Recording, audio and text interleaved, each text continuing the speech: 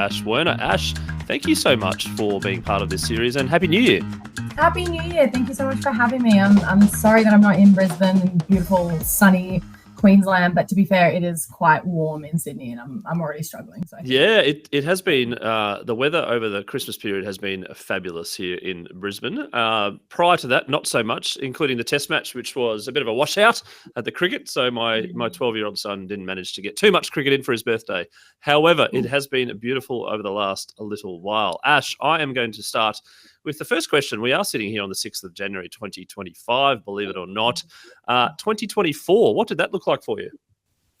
2024 was massive. It's funny because when I think about my 2024 in comparison to other years, it seems relatively uneventful. I got to play a little bit of footy, not too much because I was injured.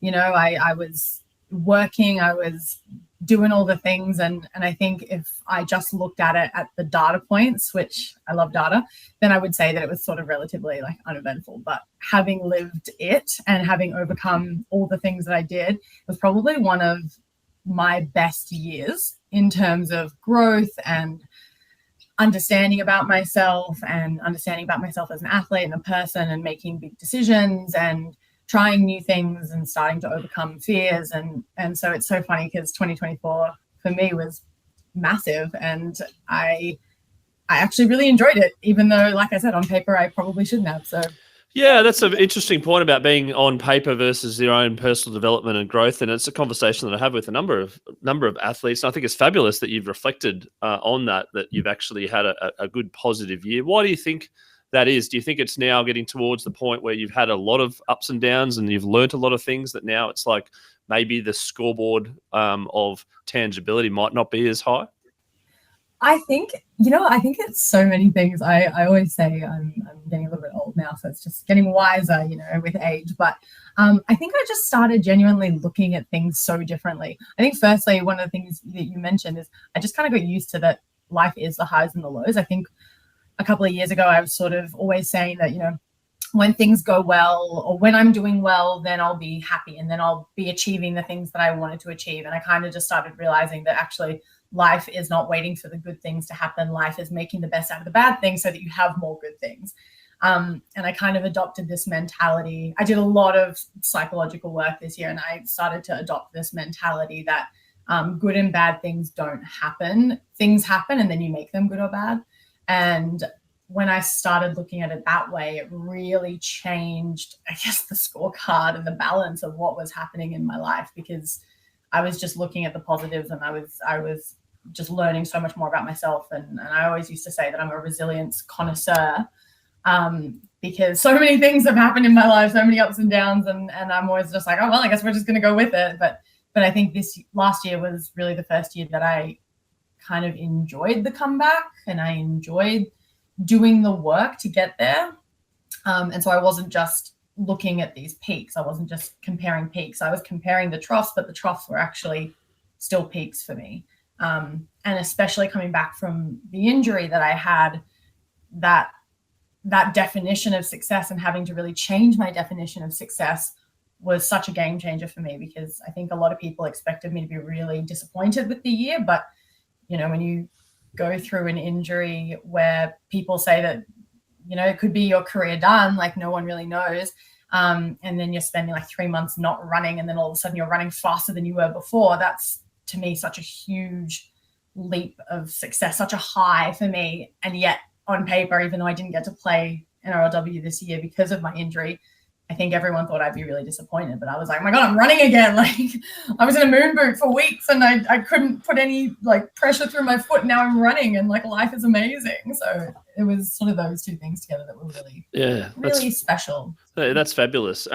Speaking of career, the NRLW hasn't come about sort of at an early age, and you've done a lot of other sports in between to get there. Do you want to give the listeners out there a little bit of a snapshot about your professional and sporting life? Yeah, it's a long one.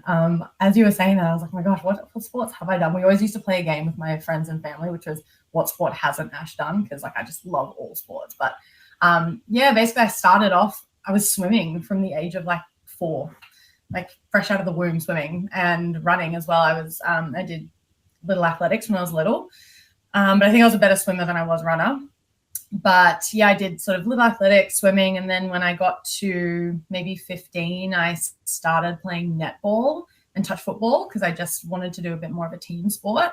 And I loved those 2 sports. Those were just such like fulfilling times for me. I really loved it.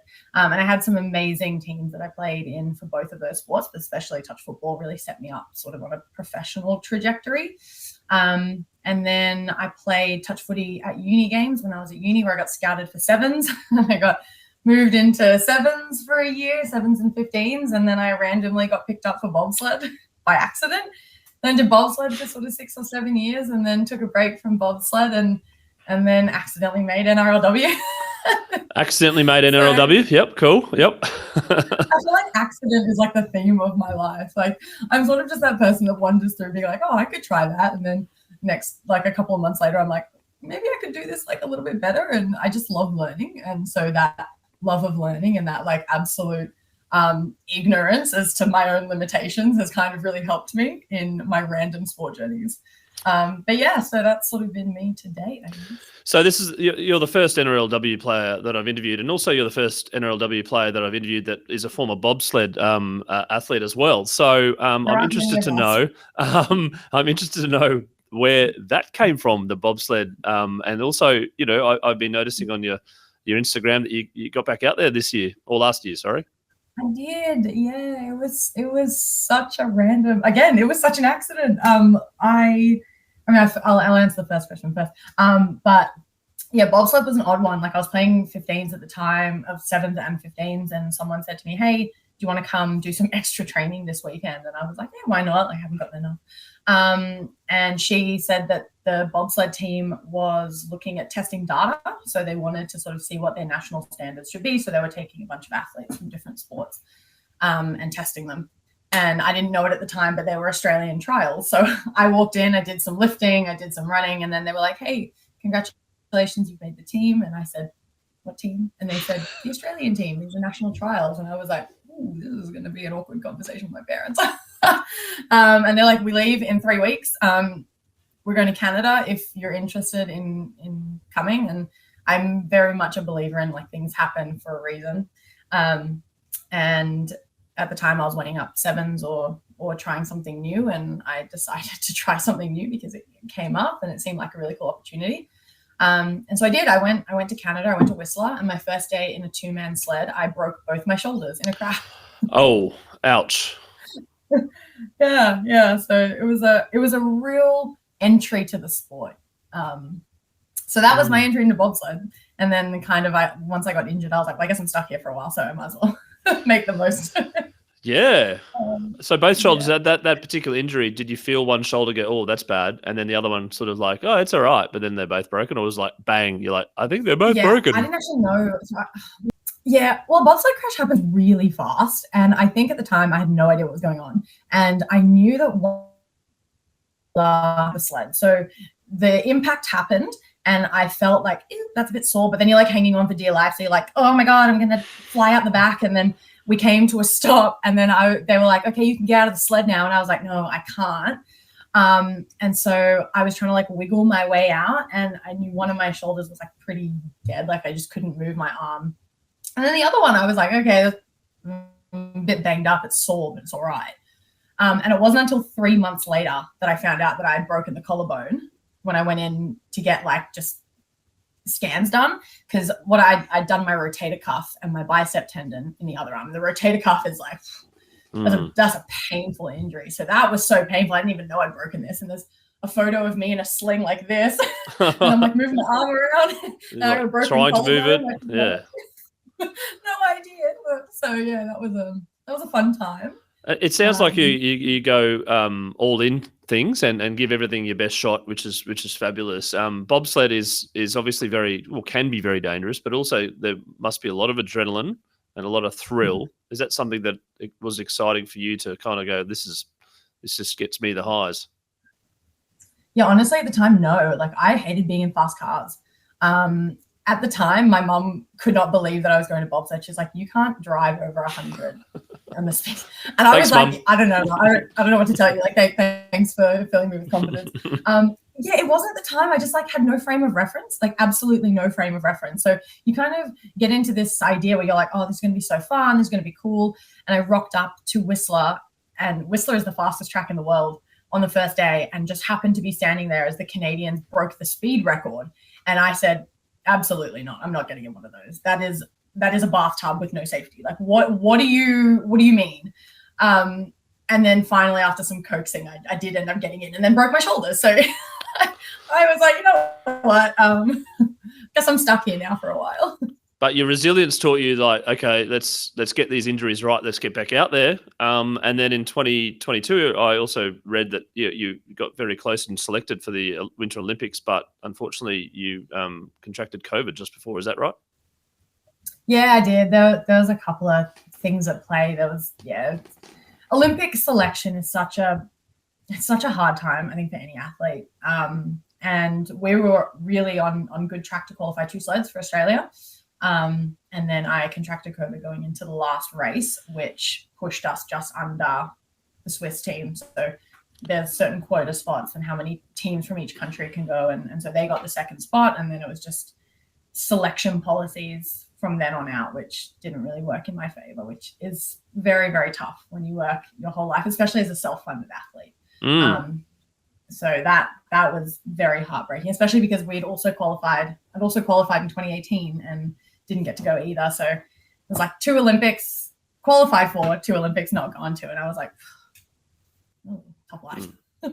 Yeah. And then you did mention self-funded, which is it's a gap that I've been talking to athletes about over the last 3 months or so, which I've identified. And I think there's not just me, but certainly other people have identified in around the Olympics per se, with some sports that don't get a huge amount of funding. I'm keen to hear your thoughts on that and what you've done to kind of top yourself up in the meantime while you're trying to chase your dream.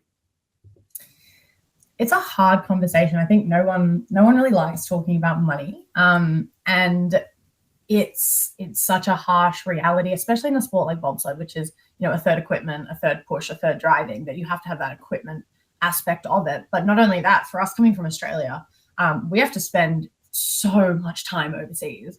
My Olympic year in 2022, I spent 8 months away on my own dollar.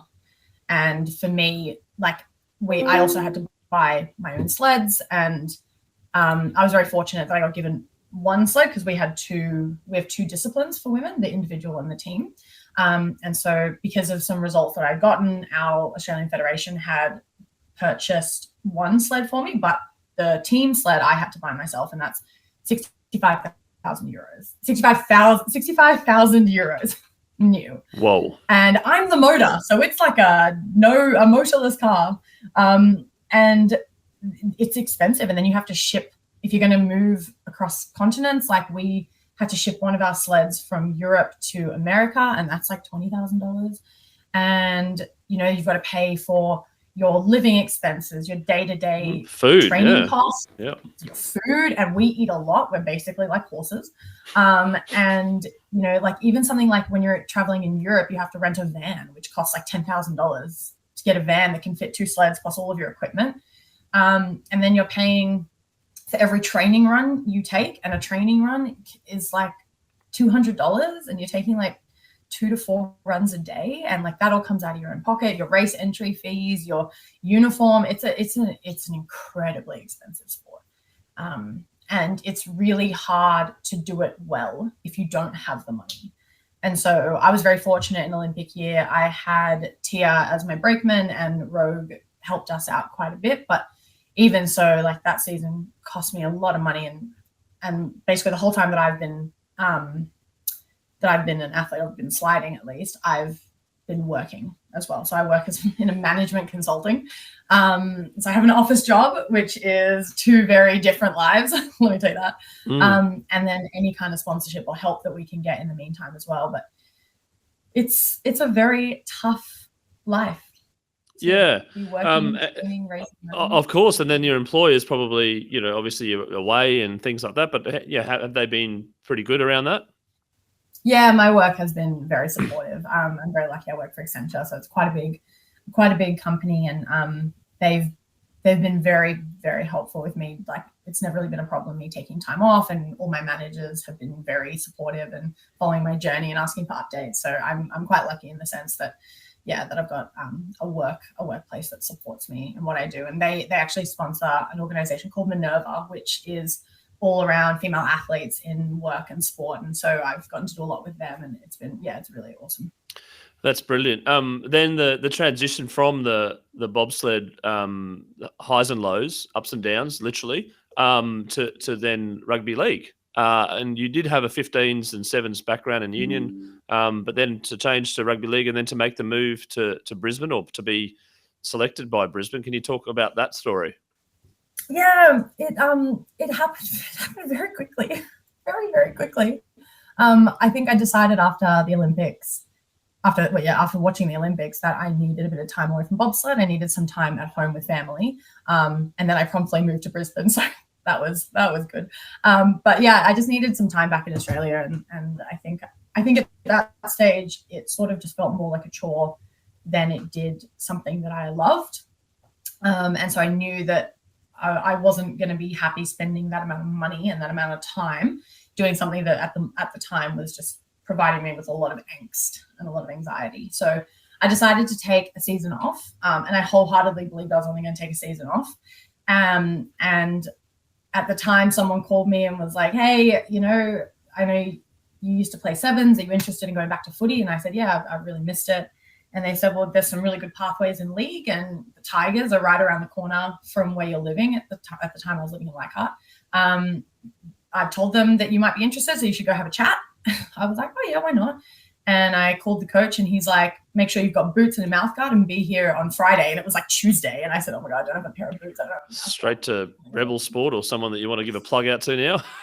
Yep. Yeah, I went straight to Rebel. I got a boys' youth boot because they didn't have any women's boots. It was out of season. I was like, yeah. So I was really honored to get a chance to play with the Tigers. And I had an amazing season. I loved playing Harvey Norman. The Tigers were incredible to me. They were so supportive. And then after a couple of games, I got a call from Scott Prince up at the Broncos, and he said, "Would you be interested in relocating?" And I kind of thought he was joking, but I was like, "Yeah, why not?" And then a couple of weeks later, I got a call saying, "We're going to offer you a contract for 2 years if you're interested." And it's very hard to say no to the Broncos. And a couple of things were happening at the time. Like, a very close friend of mine that had also been in bobsled had passed away, and I kind of just wanted a bit of a fresh start. And so I thought moving to Brisbane was a really good opportunity. And it was, yeah, I learned from some of the best people in the game, and it was amazing for me to be surrounded in that environment. Yeah, I was going to say that the physical change, the team change, but also such an iconic club. Can you talk about how they welcomed you, and I suppose those early moments of coming to Brisbane and then putting on that jersey? Oh, it's like your mind blows. Like, I walked in on day one, and kind of everyone at the club knew that I was a very big fan of Julie Robinson because, duh. And I walked in after I just moved there, and I was checking out the facilities, and they said, "Robbo's getting some physio. Do you want to come say hi?" And I was like, "Oh, no, I can't say hi." And they were like, "Well, she's your teammate now." And I was like, I walked into the physio room, and she's like, come have a hug. And I was just like, "Oh my God, hi." I was like crying. Like, it was just such a big life moment, because I'd come off such a low of missing out on the Olympics to then come to such a high of, being in Brisbane, getting paid to play footy with some of the best in the game. And it was a very, my brain just exploded every day at training, and people knew who I was, and like our teammates were coming up and saying hi. And I remember the first day that we had training, we had some fitness, just some extra before preseason started. We were just kind of like meeting up, and Gail Broughton was like, "Hey, sister, so good to see you up here." And I was like, "Oh my God, you're Gail." Like, you're Gail. And it was just this idea that, like, I had watched these women play for years, and now I was going to be stepping onto the field next to them after like 7 games of footy. It was very overwhelming. It was very amazing. And yeah, it was a pretty cool experience. Yeah, and do you want to talk about the NRLW around the intensity levels and out in the field, the games, how you went and how you managed it all? And were you sort of lapping it up, or was there a bit of sort of like, oh my goodness, this is the next level, but I can cope pretty well? I think it was a bit of everything. Again, same thing as Bob said, like I had no idea what I was stepping into, because I had not been in footy for very long. And so for me, it's always about learning. Like I'm such a lifelong learner. And so I really tried to take the attitude of learning into every session that I went into, because I knew I had so much to learn. I knew I was fast and I knew I was strong, but my game awareness was something that I really needed to put the time and effort into. And so, I would rock up to training an hour early every session, and I would stay late and I would do all the extras that I needed to. And so for me, it was a really good motivation to push myself to really learn to play amongst the best in a very, very short amount of time. And I think I made the most of every opportunity that I had, and I'm really, really proud of that. But I think mentally it was a lot bigger shift than I was expecting. And I think the reason is because when I was bobsledding, if I had a bad run, or if, we did average in a race, like very few people were watching. So no one was like calling me being like, oh my God, I can't believe you tapped out of corner 9. Like, what are you doing? But when you're maybe the odd person streaming family members at 3 a.m, maybe. Like, yeah. Oh my God, what are you doing? But like when you're playing rugby league, you're on TV and everything is so public. And I just didn't think about that because I was so in the bubble of like, I need to play. I didn't think of how the outside world would affect that. So that was a really big shift for me. And it was something that I was just trying to get used to every game, but like, it was also amazing because I remember there was one game where I felt like I didn't play very well. And I was in a supermarket that week and I was just wearing normal human clothes. And I noticed that 2 people were following me in the supermarket. And I was like, is it me? Am I paranoid? And then this young girl and this young boy came up to me and they're like, oh my God, are you Ashley Werner? And I was like, yeah.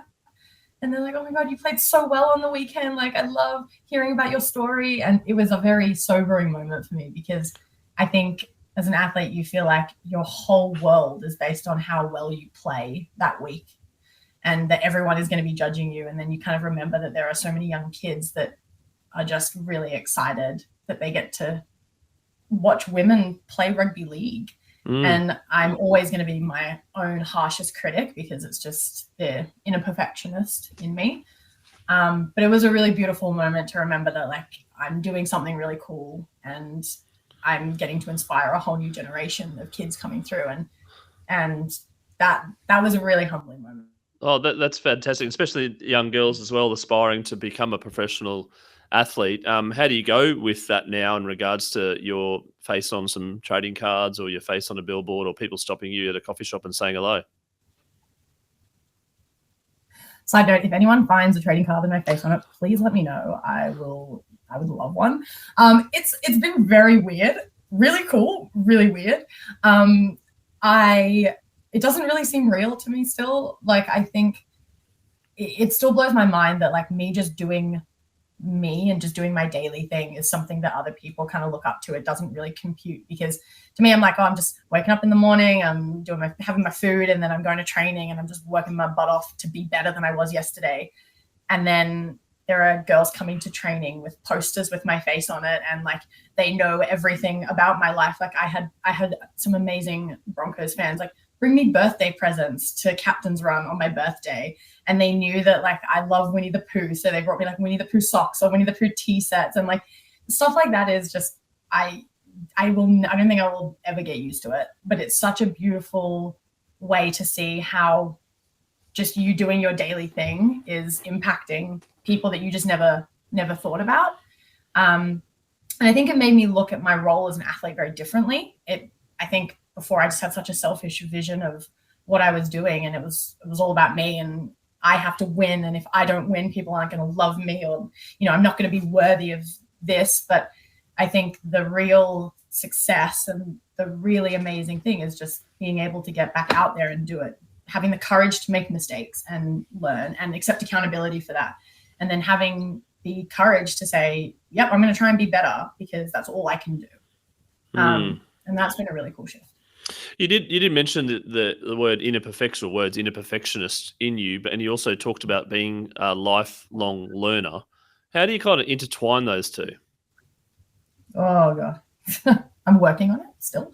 I think I'm so hard on myself. I'm so hard because I just expect so much, and I know that like I can get really caught up in the pressure that I put on myself. And it doesn't matter how many people tell me there's no pressure on you, that I put the pressure on me. And so that's been something that I've really specifically realized mostly in the last sort of 2.5 years. I had to just really change my definition of success. That's been something that I've really been working on. I remember my psychologist said this to me. She's like, oh, what's your definition of success? And I was like, winning? What do you mean? And she's like, so you're not going to be happy unless you win. And I was like, isn't that everybody? And she's like, well, but win what? Like win a race, win the Olympics, win world championships? And I was like, I don't know. I haven't thought about this. And she's like, well, you're holding yourself to a standard that you don't even know what the standard is. And I was like, oh, wow, Jesus, yeah, you're right. And so for me, being the perfectionist that I am, I have to really consciously tell myself, my goal for this week is this, and it's not going to be to win because I can't control the outcome of what happens. I can only control what I do. So, maybe if it's on the footy field, this week I'm going to work on my tackle tech, and then in the game, I'm going to watch all of my tackles back and see which ones are better than the week before. And for me, that is my definition of success. And if I work on that, then the bigger game and the bigger vision will come. But I can't control the outcome. I can't control if we win. I can't control if we play well. I can only control if my mentality is in the right place for me to be able to play well. And that's been a very steep learning curve. Yeah, I'm going to touch on winning for a second because, I have kids that play sport and they took the scorecard out of various sports until a particular age, maybe like under 12s or 13s in various sports, like it's participation, etc. And that's obviously done deliberately from various bodies to sort of not get infatuated about winning, although kids seem to know the score anyway. Where do you think like your desire to win, the dopamine hit of winning, like, where's that come from? And then only the last couple of years, you mentioned that sort of changed. The question is, like, what advice do you give to younger women and boys playing sport about winning and about the inner competitiveness and the actual, we won, feeling versus not winning? I think there's a big distinction to draw between being competitive and wanting to win. And I say this from my personal experience. When I was growing up, all I wanted to do was be the best because I felt like I had to prove something to everyone else. It wasn't even about proving it to me. It was I had to prove my worth. And so I based my entire value and my identity around, was I good enough to win? And I think that that's really problematic if I'm honest, because, like I said, you can't control whether you win or lose. You can't control, there are things that you're always never going to be able to control. You can't control the weather. For example, it could be a really wet game, or in bobsled, it could be snowing the day that you rock up and you know that you're going to have to do the best with what you've got and it might not be fair. But you can't control everything that happens. The only thing that you can control is how you perform with the conditions that you're given. And so I think for me, being competitive is about trying to maximize the work that you've done, the conditions that you have, the team around you to be the best that you can be based on what you've done. Whereas wanting to win is kind of taking all of that and it's just saying that I can be better than the weather. I can be better than the other team. I can be better than everybody else. But that's not anything that you can control. You can't control how much work the other team has done. They might turn up and have a really amazing day, and just because maybe the scoreline doesn't reflect the work you've done, it doesn't mean that you haven't played well. And I could never understand that. And so I think my advice would be really focus on what it is that you can control. And I really used to hate the term control the controllables, but it's so true that if you base your value around, working hard and learning what you need to and being better than you were yesterday or the week before, then you can walk off a field with your head held high saying, I did everything that I could, and I'm really proud of that. And I think to me, I had to switch between being competitive with everyone else and being competitive with myself. I really had to compete against me, not everyone else. Maybe there's a tackle that I might have missed a month ago, but I got it today. Maybe there's a high ball under pressure that I would have missed a week ago, but I got it today. And for me, it's those things that really add up to play a good game. And you have to focus on those. And that's what competitiveness means to me now. Yeah, and then just that inching up, or I think Paddy Mills has 1% better every day etched on his shoes or something as well, which I think is fabulous. But then it's also this tangibility of like where you are, your baseline to get to that 1%. How do you know you're 1%? I find that a little confusing myself in terms of like, what did I do yesterday to kind of get to that 1% from yesterday? Am I 1% better? Maybe I'm 2% better. Maybe I'm not better. I don't know. Maybe so it's a bit of a 3% better. Yeah, it's a bit of a tricky one. But the concept is obviously brilliant. It's not this sort of like, oh, I'm going to lose 10 kilograms, or I'm not going to drink alcohol or something like that for a year. And then all of a sudden it's like, oh, I failed miserably, whereas maybe the little habits along the way is the answer. How do you go about goal setting you in terms of you becoming a better person? So I, for myself, have actually changed this up. I try not to say, I want to be a better person. I say I want to be my favorite person. Because that's a big change. Yeah. Yep. It is a big change because I think, like, I know that for myself, I'm so hard on myself, and I base so much of my identity around like what is the value that I can put into the sport that I do. But I forget, and I don't think I really realized until the last sort of 3 years, 2.5 years, 3 years, that when I am my favorite person, i.e. when I am enjoying myself, when I'm learning new things, when I have a good level of struggle, when I'm surrounded by people that I love and I feel valued in the environment that I'm in, I perform better. And it's not about me trying to berate myself to be a better person, but when I'm just enjoying the vibe and I'm enjoying myself and I feel comfortable, not even confident, it's this, when I feel comfortable and psychologically safe to make mistakes, I play better because I don't put the pressure on myself. And that's been a really hard shift because I've had to make it across the board, not just in sport, because I always looked at myself as the athlete, and then I totally forgot that there was also a life outside of sport that I was trying to prep myself for as well. Like, sport is not everything. And I think taking the pressure off that for me has been so crucial. And I know now, when I rock up to a training session or when I rock up to a game or a race or whatever it is, in the morning, I kind of wake up and I'm like, hey, what can I do today to be my favorite self? Well, I know at the moment I'm going to call my partner. I'm going to have a chat with him because he always makes me happy and he always makes me feel really good about myself.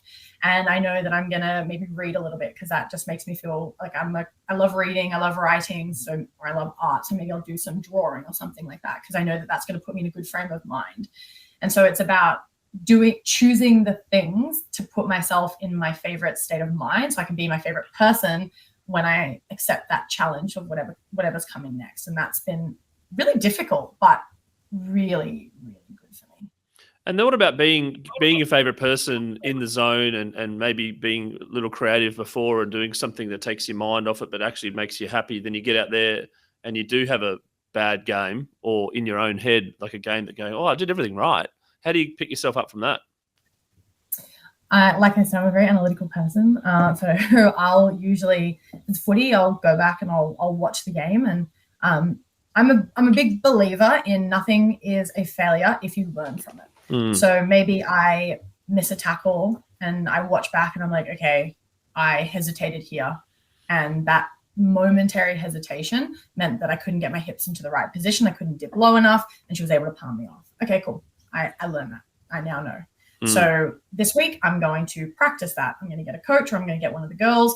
I'm going to go an hour early and I'm going to run this exact defensive drill just so I can get that motor pattern going. So I think for me, it's about really going back, realizing or acknowledging what it is that didn't go right or didn't go my way, talking to coaches about it, and then putting in a game plan to practice that so that I then know that the next time I get into that situation, I know what I'm going to do. that helps me a lot. Yeah, no, absolutely. I think Jared Lyons on a previous podcast said that Chris Fagan and the Brisbane Lions this year, you either win or you learn, and that was their mantra this year, 100%. which I think is very relevant to not just sport but also to life as well. And speaking of life, you've always had a vision outside of sport that you are Ash, the sports athlete, professional athlete that signs the autographs and takes the selfies, but then there's another person as well. I'm curious to know who that person is, and maybe from a goal point of view, in 5 or 10 years where you may want to be. Yeah, this is something I'm honestly I'm figuring out daily, which to me it sounds really weird being, in my early 30s. Early 40s. 43. I'm 43, and it's definitely early 40s, not early to mid 40s. Yes. I always say, people think I'm like in my mid 20s. I'm like, yeah, sure, 24, whatever, 25. Age is just a number. It doesn't mean anything. I just always say, don't say it too loud because my knees don't know. So if we can just keep yes, my lower back doesn't know either. Yeah. Anyway. But yeah, it's something that I'm figuring out daily, honestly, and it does feel weird being in my 30s and seeing, a lot of my friends and family getting married and having kids, and then feeling like for a long time I didn't know who I was outside of the athlete. My life was very much based in seasons. It was based in 4-year blocks, 6 months here, 6 months there, 6 months here, 6 months there. And I never built in that time for reflection on who I was and the values that I had. And then that I really struggled with that when things were going wrong. I didn't know the person that I needed to be in those moments. And so after 2022, I had a lot of reflection time. Well, I made a lot of reflection time to sit down and even write out the values that I had, the person that I wanted to be, how I wanted to show up in times of stress and hardship, because I think the way that you handle those situations is so much more important than those situations. And I always say, bad things are going to happen, and it's how you deal with those that makes you the person that you are. You can't control those, but you can control what you do next. And that has been my lifelong motto for the past 5 years that I've really embodied. And so anytime something happens to me, I'm always like, okay, this has happened. I have these 2-3 choices. Which one am I going to make? And at the end of the day, like, you always have a choice. And so the person that I am outside of sport, I'm trying to bring that person more into sport, because I'm really enjoying finding out who I am. I'm really enjoying spending time with my friends and my family, and I have a bunch of new little nieces and nephews, and my cousins are having families. I'm really enjoying the family time that I have never gotten in the past because I've been overseas all the time.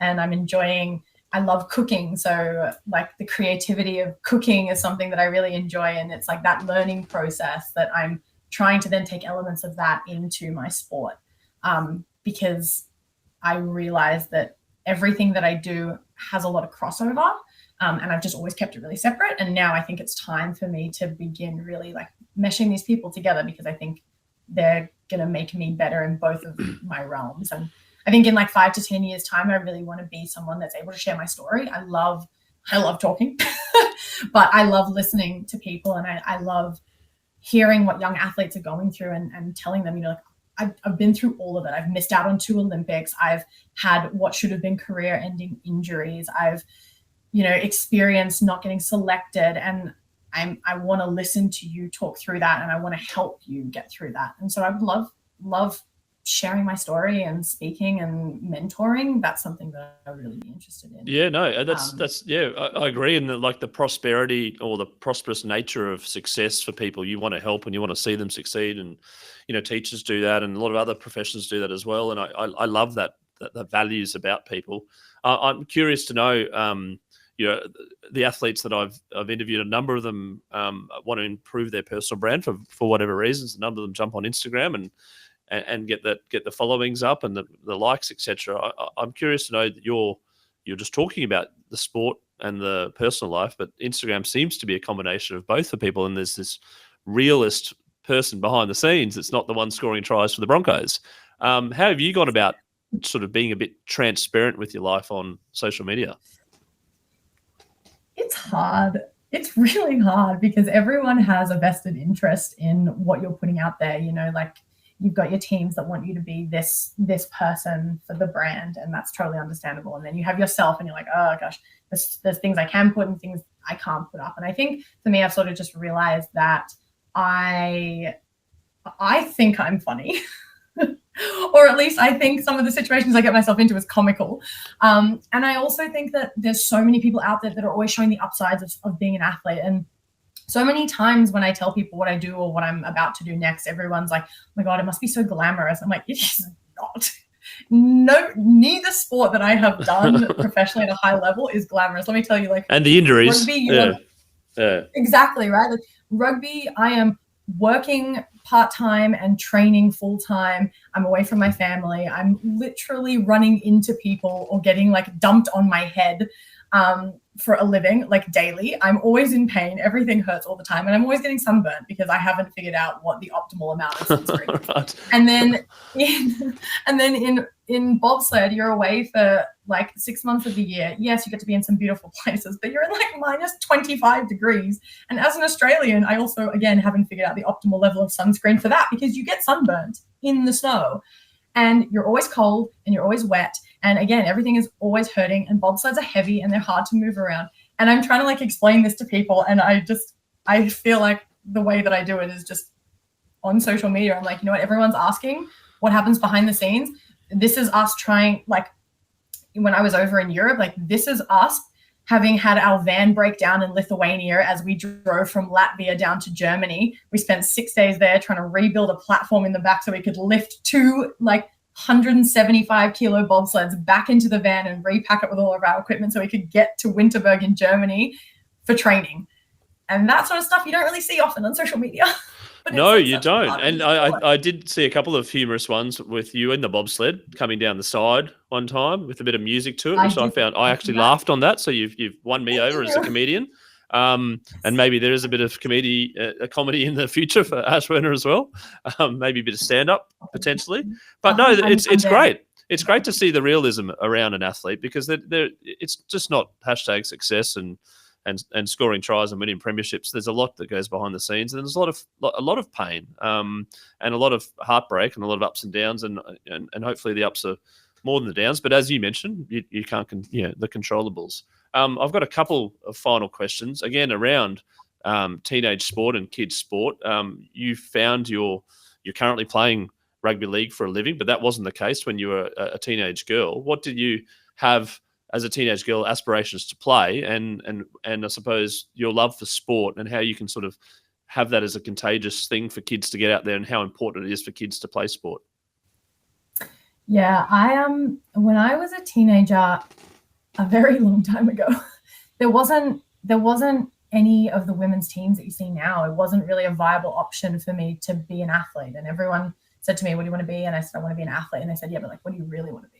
Like, what's your plan A? Because you can't make a living out of it. And that was always really hard to hear, because I'm so stubborn.